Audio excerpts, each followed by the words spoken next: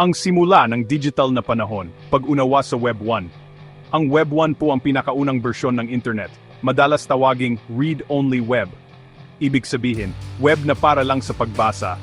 Isipin nyo, para siyang isang malawak na digital na library o koleksyon ng mga online na dyaryo. Pwede kayong pumunta sa digital na lugar na to para maghanap ng iba't ibang impormasyon. Pero, limitado lang ang kaya niyong gawin para makipag-ugnayan sa laman nito o sa mga gumawa nito. Ang pangunahing layunin nito ay magbigay ng impormasyon sa mga user, na kakaibang konsepto noon. Karamihan sa mga pahina sa Web 1 ay static. Ibig sabihin, ang laman ng mga pahina ay hindi madalas nagbabago o umaayon sa ginagawa ng user. Ang laman nito ay ginawa at nilathala ng ilang tao o organisasyon lang. Ang mga user naman, sila yung pangunahing tumitingin lang ng impormasyon. Kakaunti lang ang paraan para makapag-share ang mga user ng sarili nilang naisip, gumawa ng sarili nilang content ng madali, o kumonekta sa ibang user gamit ang mga website na to. Ang karanasan ay parang one-way street lang, mula sa nagbibigay papunta sa tumatanggap, break time, parang nanonood lang ng TV. Ang pangunahing kulang sa Web 1 ay yung kawalan nito ng interaksyon at hindi masyadong makasali ang user. Habang tumatagal ang mga tao online, natural na nagkaroon sila ng kagustuhan na gumawa ng higit pa sa pagbabasa lang ng impormasyon. Itong lumalaking kagustuhan para sa mas maraming pakikipag-ugnayan ang naging dahilan ng pagbabago. Ang interactive web, ang pagsikat ng Web 2. Pagkatapos ng panahon ng Web 1, nagbago ang internet at naging Web 2 na tinatawag natin ngayon. Itong bagong yugto ay madalas ilarawan bilang read-write web, malaking pagbabago mula sa nauna. Ibig sabihin, pwede kang magbasa at magsulat o gumawa ng sarili mong content. Ang pinagkaiba talaga ay kayaya ng mga user na hindi lang tumingin ng content, kundi gumawa at mag-share din ng sarili nila. Nagsimulang lumitaw ang mga social media platform, kung saan nakakakonekta ang mga tao sa kanilang mga kaibigan, pamilya at katrabaho sa buong mundo. Sumikat din ang mga e-commerce website, kung saan nakakabili at nakakapagbenta ang mga user ng mga produkto at serbisyo online ng napakadali. Sa Web 2, sumikat ang malalaking kumpanya ng teknolohiya na nagbigay nitong mga bagong interactive na platform. Isipin nyo ang mga serbisyo tulad ng Facebook, YouTube, Twitter, at Google. Dahil sa mga platform na to, naging sobrang dali para sa kahit sino na mag-publish ng kanilang inisip, mga litrato at video, at makipag-ugnayan sa content ng iba. Itong user-generated content, o yung mga ginawa mismo ng mga user, ang naging buhay ng Web 2. Pero, break time point 5. Itong bagong panahon ng interaksyon ay may kapalit, lalo na pagdating sa data at control. Karamihan sa mga Web 2 platform ay centralized, ibig sabihin, pag-aari at pinapatakbo sila ng isang kumpanya lang. Kinokontrol ng mga kumpanyang ito ang mga patakaran ng platform, mga feature, at higit sa lahat, ang napakaraming data ng user na nakukuha sa kanilang mga serbisyo. Ipinapakilala ang Web 3, ang susunod na ebolusyon ng Internet. Ang Web 3 ang kumakatawan sa susunod na malaking pagbabago sa Internet na nakabase sa mga pundasyong itinayo ng Web 1 at Web 2. Kung ang Web 1 ay ang read-only Internet at ang Web 2 ay ang read-write Internet, ang Web 3 naman ay maisip natin bilang read-write-own Internet. Ibig sabihin, pwede kang magbasa, magsulat, at magmay-ari.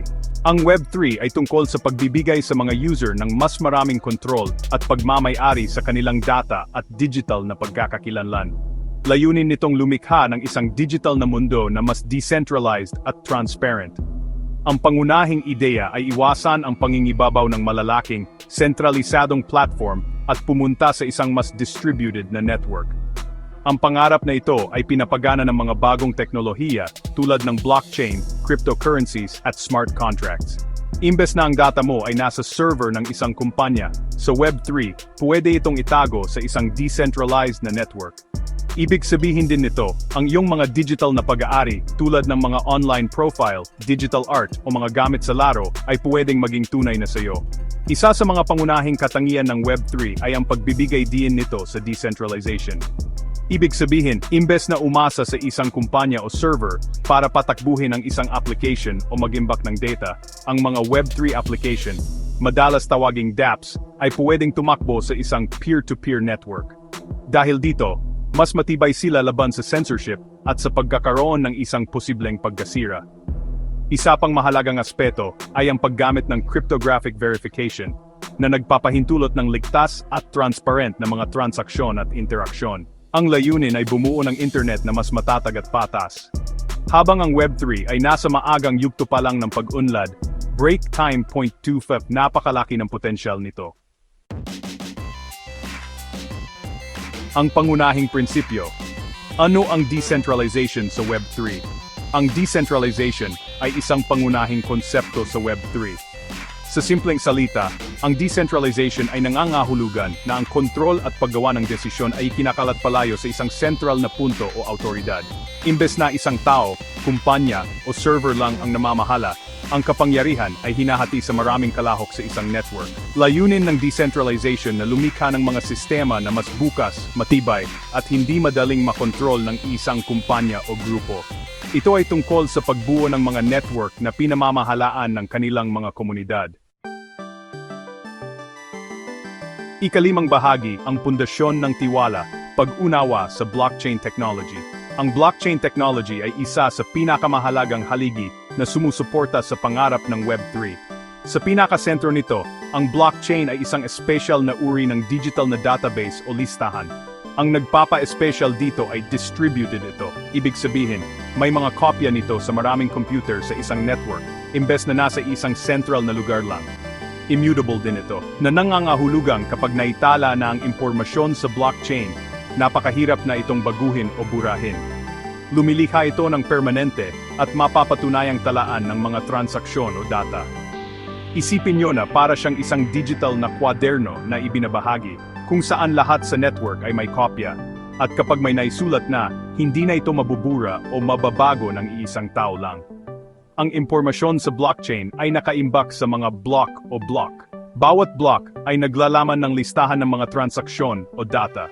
Kapag puno na ang isang block, ikinakabit ito sa naunang block gamit ang cryptography na bumubuo ng isang chain o kadena. Itong cryptographic na pagkakakonekta ang gumagawa sa blockchain na ligtas. Kung may sumubok na pakialaman ng data sa isang lumang block, masisira ang cryptographic na koneksyon sa mga sumunod na block at agad na makikilala ng network ang pagbabago. Dahil dito, ang mga blockchain ay napakatibay laban sa pandaraya at hindi autorisadong pagbabago. Ang mga bagong transaksyon ay biniberipika ng mga kalahok sa network, madalas tawaging miners o validators, bago idagdag sa isang bagong block para masigurado ang integridad ng buong kadena. Ang prosesong ito ay lumilikha ng mapagkakatiwalaang talaan nang hindi nangangailangan ng central na autoridad. Ika-6 na bahagi, pag-automatiko ng mga kasunduan, ang papel ng smart contracts. Ang mga smart contract ay isa pang mahalagang bahagi ng Web3 ecosystem na gumagana kasama ng blockchain technology. Sa madaling salita, ang smart contract ay isang piraso ng computer code na automatikong nagpapatupad ng mga tuntunin ng isang kasunduan kapag natugunan ang ilang mga kondisyon. Isipin nyo na para siyang digital na kontrata na nagpapatupad sa sarili nito. Kapag ang isang smart contract ay nailagay na sa blockchain, tumatakbo ito ng eksakto tulad ng pagkakaprograma nang hindi na kailangan ng tagapamagitan para pamahalaan o ipatupad ito. Dahil sa automasyon at self-enforcement na ito, nagiging mas mahusay, transparent, at maasahan ang mga interaksyon. Ang code ang nagtatakda ng mga patakaran at kahihinatnan, tulad ng isang tradisyonal na legal na kontrata, pero automatiko itong tumatakbo. Ang isang simpleng pagkukumpara para maintindihan ang smart contracts ay isang vending machine. Kapag gusto mong bumili ng merienda sa vending machine, maghuhulog ka ng tamang halaga ng pera, yun ang kondisyon, at pipiliin mo ang iyong item. Pagkatapos, automatikong ibibigay ng makina ang iyong merienda at anumang sukli, yun ang pagpapatupad ng kasunduan. Hindi na kailangan ng kahera o ibang tao para mangasiwa sa transaksyon. Ang makina na ang gumagawa nito base sa mga patakarang nakaprogram dito. Ang mga smart contract ay gumagana sa parehong prinsipyo, pero para sa mas malawak na saklaw ng mga digital na kasunduan at transaksyon. Kaya nilang i-automate ang mga komplikadong proseso mula sa mga transaksyong pinansyal hanggang sa pamamahala ng pagmamay-ari ng mga digital na ari-arian o kahit sa pamamahala ng mga online na komunidad. Marami ang benepisyo ng paggamit ng smart contracts sa Web3. Ikapitong bahagi, bakit mahalaga ang Web3? Mga pangunahing benepisyo kaysa Web2. Isa sa pinakamahalagang benepisyo ng Web3 ay ang tunay na pagmamay-ari ng data para sa mga user. Sa Web2, ang data mo ay iniimbak at kinokontrol ng mga kumpanya. Madalas nilang ginagamit ito para sa targeted advertising. Layunin ng Web3 na baguhin ito. Sa Web3, ikaw ang may control sa iyong data gamit ang blockchain technology. Maari ka pang mabayaran kung pipiliin mong ibahagi ito.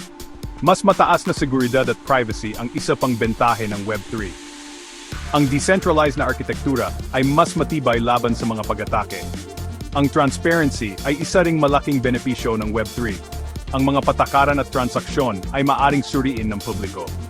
Ibig sabihin, kahit sino ay maaring mag-verify kung paano gumagana ang sistema. Ikawalong bahagi, ang Web3 sa aktwal na paggamit, mga simpleng halimbawa at aplikasyon. Isa sa mga pinakakilalang aplikasyon ng Web3 technology ay sa larangan ng Decentralized Applications o dApps. Ang mga dApp ay tumatakbo sa isang peer-to-peer network tulad ng blockchain. Hindi sila kontrolado ng isang kumpanya, kaya mas matibay sila laban sa censorship at pagka-offline. Halimbawa ng mga dApp ay mga decentralized na social media platform kung saan mas may control ang mga users sa kanilang data at content. O mga decentralized na storage service kung saan ang mga file ay nakaimbak sa iba't ibang computer sa network. Ang mga cryptocurrencies at non-fungible tokens (TIS) ay kilala ring mga halimbawa ng Web3 sa aksyon. Ang mga cryptocurrency tulad ng Bitcoin o Ether ay mga digital na pera na gumagamit ng blockchain technology para sa ligtas at transparent na peer-to-peer na transaksyon. Ang mga NFT naman ay kumakatawan sa pagmamay-ari ng mga natatanging digital o kahit physical na bagay. Maaring ito ay digital art, mga collectible, musika, o mga gamit sa laro. Dahil ang mga NFT ay nakatala sa blockchain, ang pagmamay-ari nito ay mapapatunayan at madaling mailipat. Ang decentralized finance o DeFi ay isa pang mabilis na lumalagong larangan sa loob ng Web3. Layunin ng DeFi na muling buuin ang mga tradisyonal na serbisyong pinansyal gamit ang mga decentralized na teknolohiya tulad ng blockchain at smart contracts. Ibig sabihin, posibleng ma-access mo ang mga serbisyong pinansyal na ito nang hindi umaasa sa mga tradisyonal na bangko o institusyong pinansyal. Ang mundo ng gaming ay binabago rin ng mga konsepto ng Web3. Sumisikat na ang mga play-to-earn na laro kung saan ang mga manlalaro ay maaring kumita ng tunay na halaga sa pamamagitan ng kanilang paglalaro. Ikasyam na bahagi, ang daan patungo sa hinaharap, ang kinabukasan na pinapagana ng Web3. Ang Web3 ay kumakatawan sa isang malaking hakbang patungo sa isang mas bukas, patas at kontrolado ng user na internet. Mula sa Web 1 patungo sa Web 2, nagtipon ng kapangyarihan at data sa kamay ng ilan. Ang Web 3, na binuo sa decentralization, blockchain at smart contracts, ay naglalayong tugunan ito. Binibigyan ng kapangyarihan ang mga individual sa kanilang data at digital na ari-arian. Ang mga user ay direktang nakikinabang at may interes sa digital na mundong kanilang tinutulungang likhain. Ang pangarap para sa hinaharap na may Web3 ay isang mundo kung saan ang mga interaksyon ay mas direkta at transparent. Isipin niyo ang mga social network kung saan kontrolado niyo ang inyong data at mga sistemang pinansyal na accessible sa lahat. Ang hinaharap na ito ay maaring magpalago ng mas maraming inobasyon. Ang mga creator ay mas direktang nabibigyan ng gantimpala para sa kanilang trabaho. Gayunpaman, breakdown, ang daan patungo sa Web3 ay hindi walang mga hamon. Ang teknolohiya ay bago pa rin at komplikado para maintindihan ng maraming tao. Ang mga issue tulad ng scalability ng mga blockchain network at ang karanasan ng user sa mga dApp ay kailangang tugunan. Sa kabila ng mga hadlang, malakas ang puwersa sa likod ng Web3. Ang potensyal ng Web3 na baguhin ang internet tungo sa isang mas demokratiko at nakasentro sa user na platform ay napakalaki. Ang videong ito ay handog sa iyo ng cryptomulus.com. Samahan mo kami sa aming community.